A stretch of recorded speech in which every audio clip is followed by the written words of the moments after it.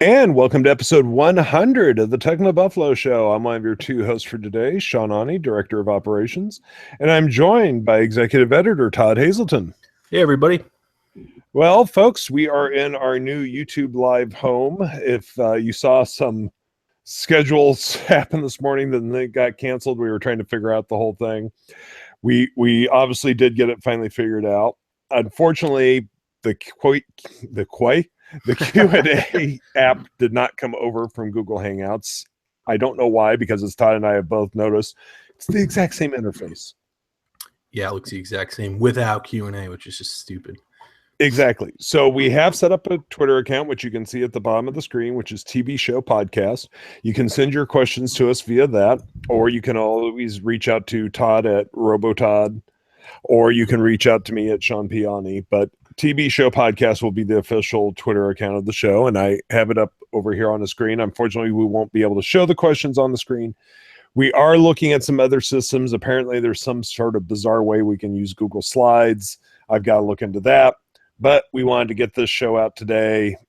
You know, it's our 100th extravaganza, which means, hey, Yay. woo, party.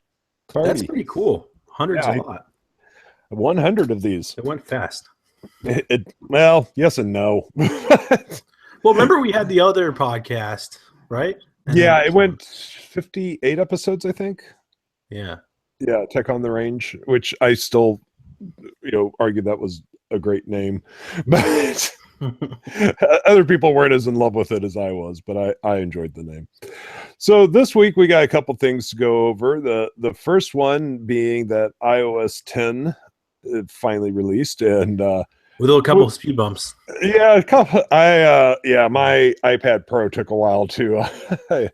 Yeah, it got bricked, but oddly enough, the Air 2 updated fine, and my iPhone updated fine. But yeah, it seems to have been. I didn't dig into it too much more today, but it seems to have been just like about an hour there.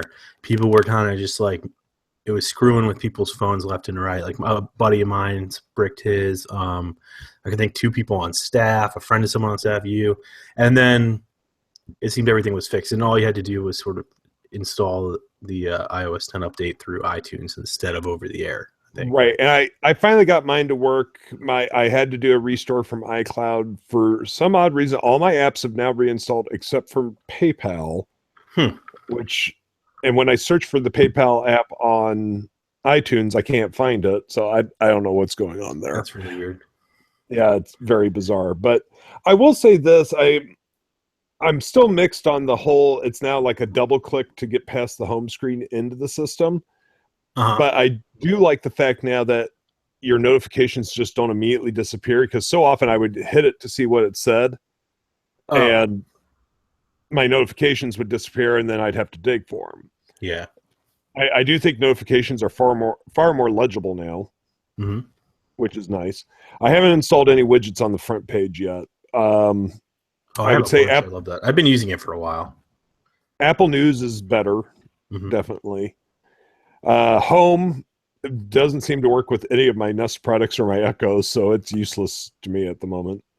Yeah, it doesn't work with those. It works with all my Philips Hue bulbs, though, so it's actually really useful for me. The only thing is I don't have an Apple TV, and I was going to run out actually today. I was thinking about it because Thursday Night Football, I mean, this is going on a little tangent here, but Thursday Night Football, Twitter has the rights to stream that, and they just announced an Apple TV app today, so I don't have cable like you. So that's how I'm going to watch the Jets game on Thursday. Oh, I had not heard any of this yet. I will have to, although I don't watch football. But I wanted to say the other thing, Apple TV is the hub for the home. So you can also have an iPad and leave it at home all the time. But so that'll let me control my lights and everything even when I'm not home remotely. Which is I heard the oddest story about the Philips Hue bulbs the other day, and I don't ever remember hearing about this. I was listening to a podcast, and one of the hosts has them, and he's also a fan of the sci-fi show 12 Monkeys. And apparently they had an episode where if you had your Hue bridge on during the show controlled your lights. Oh, really? And so, like, when they traveled in time, it made your lights in your house flicker along with the show. How the heck does that work? I don't know, but that is such an awesome idea. That is awesome. Here, look at. Let me see. I have my blinds open, but for people who are tuning in, I've got, you pull it up. You can't see anything on these webcams.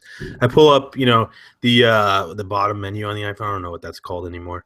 And then you can just like attic, all my attic lights. I think they're purple. Yeah, you Yeah, can I see kind them of see changing. them. I don't know. I like doing that. And the nice thing is the Hue app kind of sucks, and they've had to release. They have like two versions of it because the first one was crappy, and the other one's still live and all that. And so this kind of just takes Hue out of it, which is neat. Cool. Yeah, but yeah, I wish it worked with Nest and stuff like that. It has to. But Nest isn't HomeKit. Obviously, it's a Google product and all that. So Yeah, I know. Unfortunately, and that goes back to a problem we've talked about before with smart homes is the different platforms. We're going to have to get everybody on one platform at some point. Otherwise, it's going to be this, oh, well, I got this exciting new washer and dryer, but they don't work with my blender.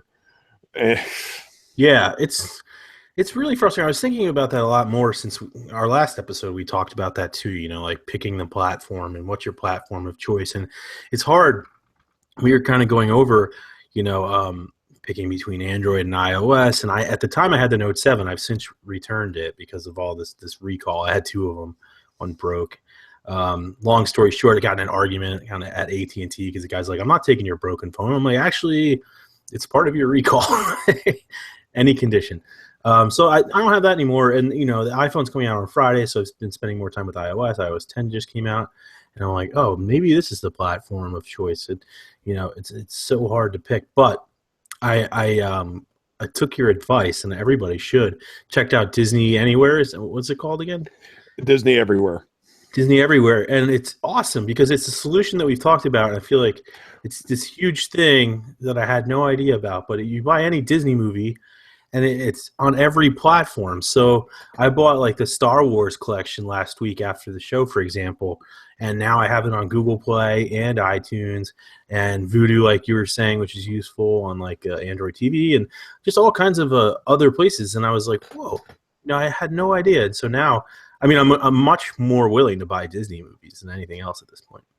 Of course, if you had bothered to read my article when it was first announced, yeah, I know, but it's crazy. I just it's one of those things that kind of missed my radar. Exactly. Yeah, I think it's missed a lot of people's radars, and I think it's so unbelievably brilliant. I want every studio to follow this. I mean, this is the way to do it. I mean, I feel a lot more comfortable now buying a Disney movie because let's say, just for argument's sake, let's say Vudu goes away. That's okay. I can still watch it on Amazon or I can watch it on iTunes. I've not lost my digital copy. Yeah, it doesn't matter what device you're using. And actually, that's why we were talking last show, Ant-Man. I said I hadn't watched it yet because he couldn't rent it. I ended up just buying it because I was like, well, it doesn't matter what platform. It's a Disney movie. Now I have it everywhere. And it was a good movie. I liked it. So I'm glad I own it. But, Ant-Man was a really fun movie. I enjoyed it a lot. Yeah. Yeah, it's again, that's a perfect example of, Disney came up with its own platform, essentially. It made a platform bridge. Right. And we need to see more of that happening in this day and age, especially with the Internet of Things. We need to be able to, I want my thermostat to talk to my HomeKit devices and vice versa and so on.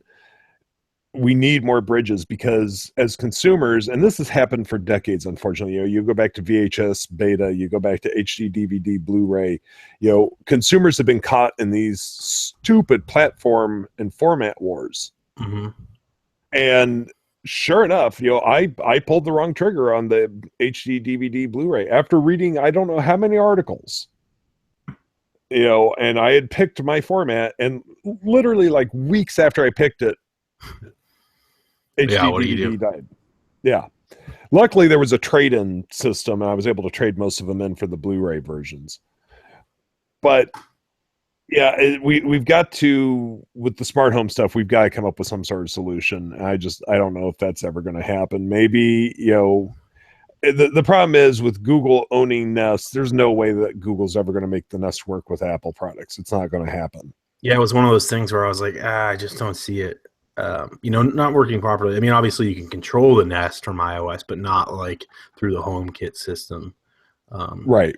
Yeah. So we'll have to Yeah, see. I just use the Nest app, and I use it constantly to change temperatures or check cameras and all that stuff. But overall, I think iOS 10 is a nice update. And it's been a while since I've been able to say that. I mean, the last couple of updates were like, oh, okay. I did find it funny the second that iOS 10 rolled out, how many press releases did we receive?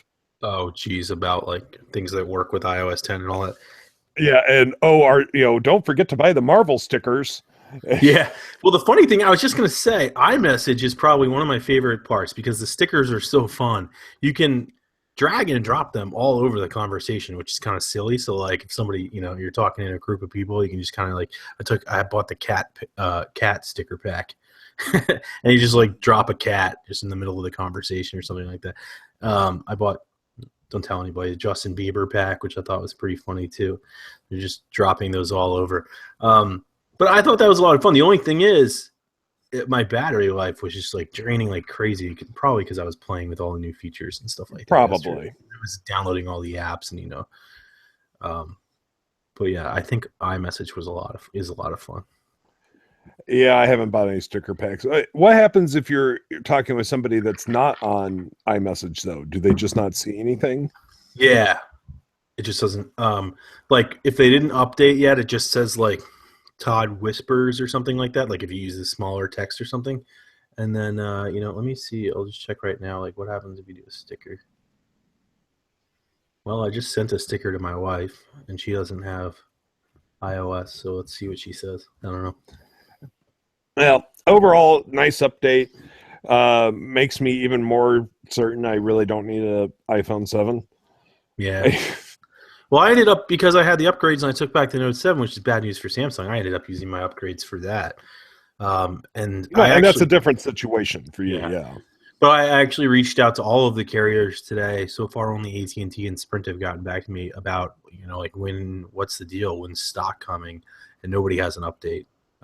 In fact, both responses were just to the exchange program that they're offering still, like take it back and get an S7 Edge or something like that. But that's not... People, if they wanted the S7 Edge, they would have bought the S7 Edge. Exactly. But I do think, and I was thinking this last week when I returned my phones, the V20 should be on store shelves, LG's new phone, because I think people taking back their Note 7s might be like, oh, this is LG's new thing, but it's not there. So, well, did I see something yesterday about Samsung's issuing a patch that will stop how much you can charge your Note 7? In South Korea, and rumor is maybe 9 other countries, but there's nothing announced for the US, but it only lets you charge and use your battery up to 60%. I guess then, how these fast batteries work is the fast charging, they like charge, some odd 30% or 50% or whatever in like so much time. And then for whatever reason, like the engineering behind it, it takes longer for that extra top off. And so something there is going on between the 60 to 100%, I guess, where the problem is. And so I guess they're just capping at 60%, which is stupid. I mean, so basically you're getting 60% of what you paid for. Yeah. Like, I don't know. I would rather not have the phone than, I mean, I already have battery anxiety. Now I have a phone that never gets above 60%. That would be terrible. I would lose my mind. Yeah. I mean, as it is, like when I go to Disneyland, when I'm out in Irvine, I always take an extra battery pack with me for my iPhone because I'm like, I know I'm going to run low. Mm-hmm. So I love lugging extra battery packs around. So the other topic we wanted to touch on today was the release of the new Echo Dot version 2, which so far all we know is it has a slightly better speaker and it's slightly thinner. Yeah, the price is the real attractive part, and it's launching in Germany and in the UK. But yeah, it's like $50 versus $90, I think, before, and it's pretty similar. Just, I don't know if Amazon had issues they didn't talk about or something, but the other one's been sold out for several months now. Like, we couldn't buy the original Dot, which I own. I think you own too, right? Yeah. So we both have, and I have the original Echo as well. For whatever reason, it's just been out of stock. It hasn't been for sale. So I'm wondering, did Amazon, were there bugs or something we didn't know about? Because they're advertising this one's like, like it listens better and stuff. And I have the other one next to my bed, so I'm never that far away, and I haven't had issues with it not hearing me or anything. Mine's all the way across my bedroom, and it never has an issue. I mean, once in a blue moon, like if I've got music playing, it might not hear me over the music it's playing. Right. Which happens with the regular echoes as well. But overall, I've had no issues with it. I do have it connected to a speaker via wire, but I haven't had any issues with it whatsoever. I just use its speaker, and I think the new one might even have a better speaker. I don't know. Well, I don't know how they got the price down. Maybe it feels cheaper. The other one feels pretty premium. It's got a nice heft to it. I don't know if this one's going to be like plasticky or. Well, and don't forget, you can buy either a 6-pack or a 12-pack. Yeah. So you buy 5, get 1 free, or buy 10, get 2 free. Which is like, I don't know. You can see like, well, I guess a hotel would probably just buy like hundreds, but you could see like an inn or something buying 12, or like somebody with a really big house and putting them everywhere. I mean, I'm getting my third because there's enough rooms in my house that I feel like I would like a third. I have my bedroom. I'm going to put one up here, and then I have one downstairs in the living room. I've got 3 in my house. I've got 2 regular echoes and a dot. And then I have a echo here in my office as well. But I can't think of anywhere else I need to put one. But like another one. Still, so 12 seems like a lot, but the 6 12 seems like a lot. The 6 makes sense. The 12, I'm just like, okay, yeah. Really big house. For the 3 people with houses big enough to need 12 echoes. Yeah. But I guess that's the other thing. There's like this feature called ESP. I forget what it stands for. But it like, I think the way it works is like you can talk to one. It knows which one is you're trying to talk to, so they don't all trip on each other or something. I mean, how many of these things? That's like if you have one in the bathroom and the one in the bedroom hears you or something. Yeah, I've wondered about that as well, because if you put them too close together, are you going to get multiple echoes firing at the same time? Right. So now they all link up, so it knows that. That's what that ESP thing is, So it's like it knows which one you're trying to work with, I guess. Yeah. Maybe it's like basing it off the decibels of your voice or something, so it knows which one you're closer to. We do have one question from Sachin Bahal. Is there a built-in speaker in the Echo Dot, and is the speaker any good? I'm thinking of getting the Echo Dot 2 for my bedroom. So yeah, as Todd and I have said, that there is a speaker built in to the original. It's an okay speaker. It's not fantastic, but it's usable. Yeah, I play music. I mean, I have it next to my bed, and I play music through it all the time. Otherwise you can hook it up to a speaker like you did, Sean. Right. Yeah, I hooked it up to the one we got at that party at CES. 2 years ago, the Avengers party.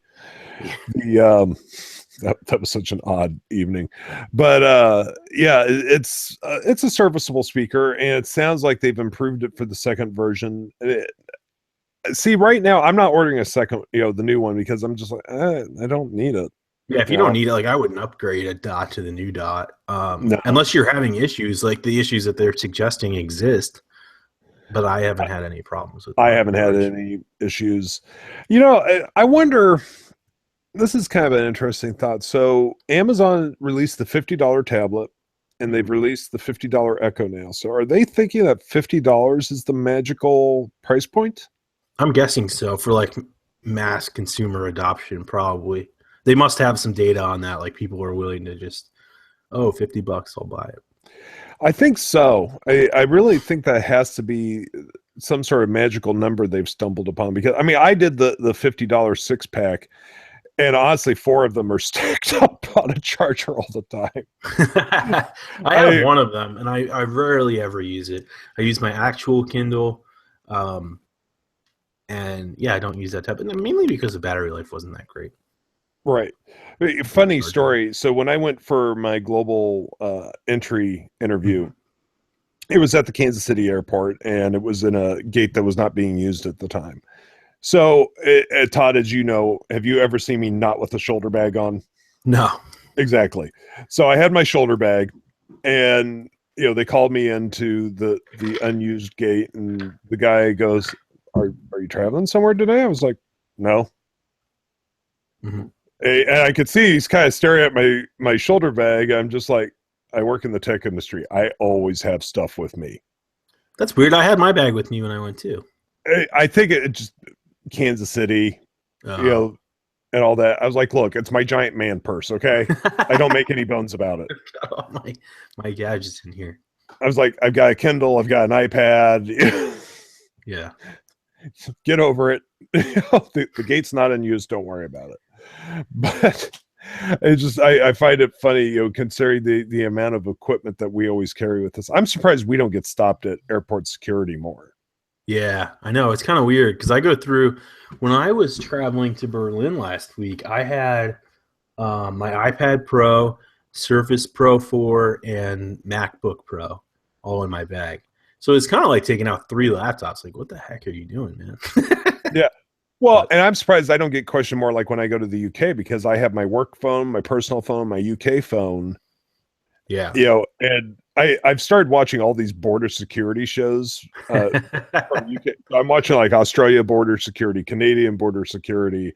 Starting Friday, they're going to have US border security, UK border patrol. So I'm watching like 4 of these border patrol shows, and they always say how multiple phones are like a sign of a drug dealer. Oh, really? Yeah. Wow, that's funny because I go through with several all the time, especially when I'm going international. Yeah. For some reason, I'm like, oh, which unlocked phone am I going to want to use? And then I always just end up using one the whole time, and I bring like 5 for no reason. But that's funny. Maybe we just don't look like drug dealers. Yeah, maybe. I actually didn't even have that hard of a time. Amsterdam is like notorious, like coming back through Amsterdam, their security. And I kind of like whizzed right through that this year, which was kind of weird. You usually stop somehow. I've always whizzed through security, and of course this year I have 2 tight connections, and I'm like, this is going to be the year I get stopped. Yeah, because like they do like that thing. I know we're on a tangent right now, but they do that thing where it was like go to gate D1, and you go there, and that's where like there's more security, and then they tell you your actual flight gate. So like if you're delayed, you don't even know where your flight gate is until you go through that. Like, oh wow, I've not run into that. Yeah, so like my flight gate was D8, but nobody told me until I went through that security. Huh? You have to get a sticker on your passport and all that.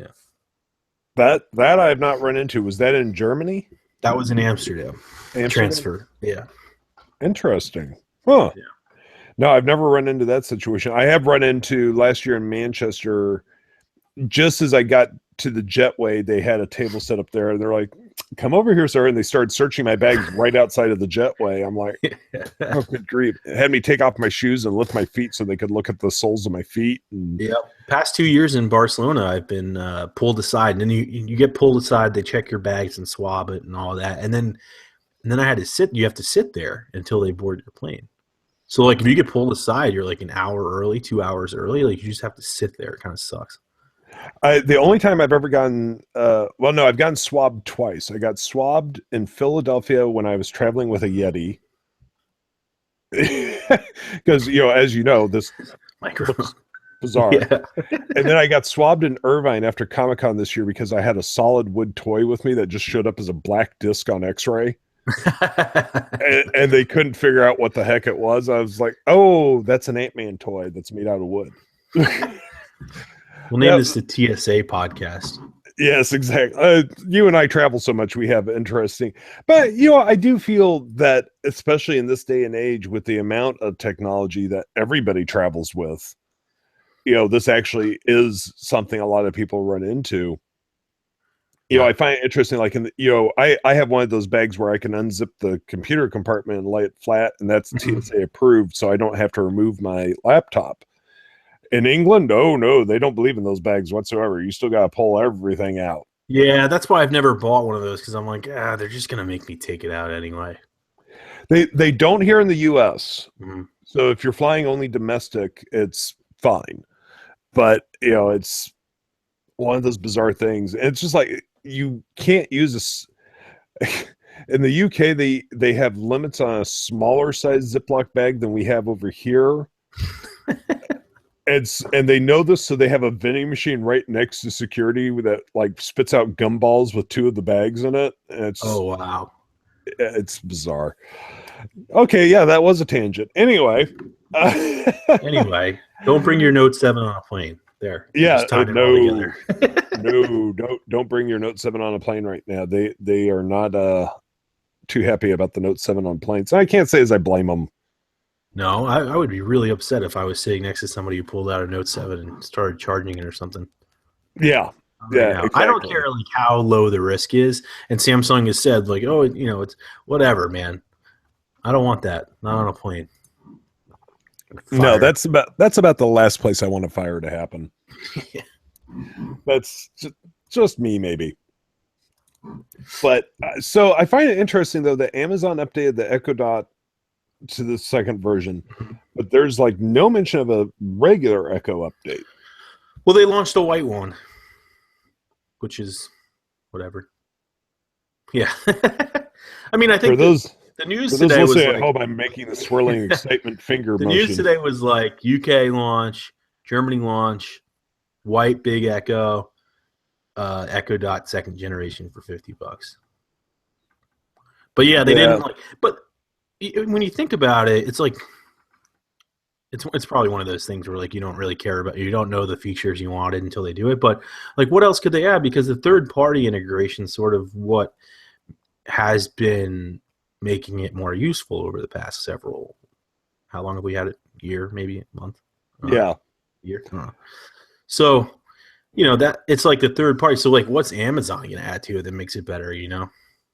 I agree. Sure. It could be like a better speaker, but you can plug it into like a Sonos if you wanted to. So maybe that's why maybe the focus is now on that $50 product on the Echo Dot. Maybe like I wonder if ever they're going to update the Echo. Maybe they just put it all into this smaller thing. It could be. I mean, the Echo itself is nice. It's a slightly odd size, but not horrible. Yeah, and at $180 though, you could buy 3 Echo Dots. Yeah, and I find it funny. I was looking at some of the stuff about the Echo Dot today, and the other recommended purchases was. Did you know that people are making like acrylic holders for the Echo? No, I've seen the wall mounts for the Echo Dot, which I guess is kind of neat.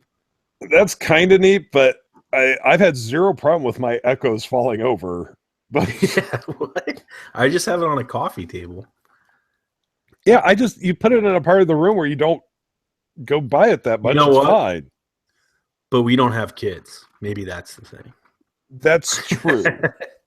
So how does this acrylic thing work? Is it like a vase or something? No, it's just like a circular acrylic thing. You put the Echo in the center of it, and it gives it extra stability. That's weird. I know. It proves to me that people will make accessories anything. Yeah. Considering there were like 4 or 5 different ones on Amazon, that means somebody's buying them. Because otherwise there wouldn't be that many on Amazon. Yeah. Well, I'd say that's a waste of money, except now I would probably say buying the original Echo. I don't know. It seems like a waste of money because you get 3 Echo Dots, but I feel really bad. And I hope my mom isn't listening because my stepfather's birthday was earlier this week, and I said, get him an Echo. And she did. And then today, the Echo Dot comes out for $50. No, the thing is, it's a lot better speaker. It's a lot better speaker, and for an older person, I would still recommend the Echo simply because they don't have to ever think about expanding it with the speaker if they don't want to. Yeah, it's just it's a complete package, and they can just use it as is. That's what I was thinking. Like the speaker is good enough that it's in my living room and I play music through it. Like when I'm hanging out down there or eating dinner, it plays throughout the whole downstairs. Yeah, exactly. I mean that's with just the plain Echo, you don't need anything else really. I'm sure there's audio files or it's tinny or it's too bassy or whatever. I don't have a good enough ear to pick up on that stuff, so yeah, I'm perfectly happy with it. I guess you're right. I don't feel so bad anymore. Sorry, Mom. Your son didn't lead you astray. Well, it was just one of those things where I'm like, are you serious? 2 days later, and they announced a $50 version. Exactly. So now you said you're getting iPhone 7. Are you getting them on launch day, or are they going to make you wait a while? Well, that was the thing. I have to return. I made several orders because it's easier for us to review it that way, if I have one. So what I did was Apple, by the time I woke up 6:30 in the morning, I placed my order. I didn't get up at 3 in the morning. Eastern, so 3 Yeah. hours later, right? By the time I got up for AT&T, there were no 6 pluses in black with 128 or 256 that were going to be delivered on the 16th. Jet black or matte black, and then those are the only 2 colors I wanted. So I got jet black 256 AT&T coming like first week of October. And I was like, all right, that's not going to help with like the review system. And that was an upgrade. So then I went to Best Buy's site, and Best Buy says they had the 256 gig AT&T matte black available this Friday for pickup. So I was like, okay, done, AT&T upgrade. So they're my 2 upgrades. And then I was like, but it's Best Buy. Like, can they really guarantee it? Maybe there's not stock or whatever. So just for, giggles, I did the upgrade program from Apple for the regular 6, which is all that was left at the time. 256, I think it was jet black, delivery on Friday. I'm going to keep just one of them. I'm going to return one of them, and I'm going to send one to my brother because he's the other upgrade on my AT&T plan. He uses iPhone. So we'll see when they all arrive, but hopefully something by Friday. Are you doing anything with the Apple Watch 2, I'm interested in it, but Series Series 2. I'm interested in it, but I saw some reviews up today, but I just kind of want to wait and first off, like, see which model I want, because I have the very cheapest Apple Watch. Well, it's the 42 millimeter or whatever. But I'm not a huge fan of just like the plain aluminum, and I kind of like that black steel look. But I don't know if I really want to get, it's a lot of money for the Apple Watch. And like you guys all know, I kind of go through wearables and don't really wear them that much. But I got to say, with the HomeKit and iOS 10 and stuff, I can control all my lights from the watch, which has actually been kind of useful or fun. Yeah, I can see that. Yeah, I can see that. I still am not that excited about the Apple Watch. I'm perfectly happy with the Pebble. It does everything I need it to do. Yeah, and the new Pebble ships soon, right? Wasn't it September? No, I think it's supposed to be November. Oh, okay. I think. I'm interested in that too. So I don't know. I wouldn't use GPS, which is one of the big things on the Apple Watch Series 2. And the water resistance, I guess, is pretty cool, though the salt water does scare me, and we've talked about that. The thing that I like the idea of is just the faster processor, because I felt like this is lagged. Though with watchOS 3, it is much faster already. So I don't know. Yeah, I can't get that excited about Apple Watch, but that may just be me. Yeah. But we'll see how Apple does, and of course they'll never tell us what the exact sales numbers are because Apple Watch, we're still in the dark. And in fact, they were saying, while we're on that topic, they're not going to give the iPhone 7 opening weekend sales this year either. So we're not going to know about those until September quarter results come out. But I mean, you get like kind of a little insight with Sprint said 4 times the sales, I think, of the iPhone 6S last year, which isn't really apples to apples, pun intended, because you have to compare it to the iPhone 6, I think, because it's like the big I agree. upgrade. And then T-Mobile said the most pre-orders of any phone in T-Mobile US history. I agree with you, though. You have to compare it to the 6, not the 6S, because that would be the good comparison, not the 6S. Yeah, to get like an idea. And plus, I mean, these days, I think once, the U.S. carriers would give insight, but now, I mean, big insight would be trying to figure out like what are sales in China doing and stuff like that, or in global sales. And that's what we're going to have to wait for to see how big of a success this is or not. I agree. Although I was talking with a friend of mine just the other day, and she was asking me, should she go for the iPhone 7? She's on a 5S, I think. 5S or a 6, I can't remember for sure. And I started telling her about what we think is happening next year, and she's going to try to hold out as well. Once you start talking to people about next year's phone, they all kind of hesitate. Well, if they're interested in the iPhone upgrade program, that's the best way to do it, because you get the new iPhone every year. Right. Though there was a shortage this year for the upgrade people. So like if you were going through Apple's site and you were trying to get like the upgrade, because you're an Apple customer from last year and you got the upgrade, they were out of units, and so like, that was kind of cruddy because here you're like most dedicated fans, and I didn't get it. But I think just today I saw there were more units available for folks that were going through that for pickup on Friday. Well, it takes courage to mess with the iPhone upgrade program. Yes, folks, I got a courage joke yet, but good gravy. Well, folks, that's probably going to bring this show to an end. I will admit the lack of questions definitely has an impact on the show, and we will be trying harder in the future to figure out a solution for this. But again, you can tweet to TV Show Podcast, and those questions, that's all this account's going to be used for, is gathering questions for this show.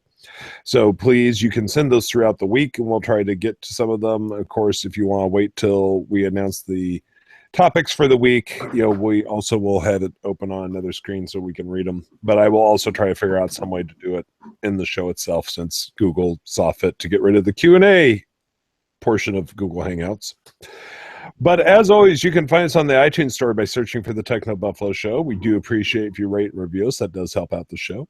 You can also find us on the Google Play Store. You can find us on Pocket Cast. You can subscribe via RSS feed, or you can find us on the Stitcher app, which means you can listen to us anytime, anywhere. Basically, anywhere there are podcasts, you can find the TechnoBuffalo Show. Until next week, I'm Sean Ani. I'm the Director of Operations of TechnoBuffalo. I've been joined by Executive Editor Todd Hazelton. Bye, everybody. We'll see you all back here next week. Till then, take it easy, everyone. Bye-bye.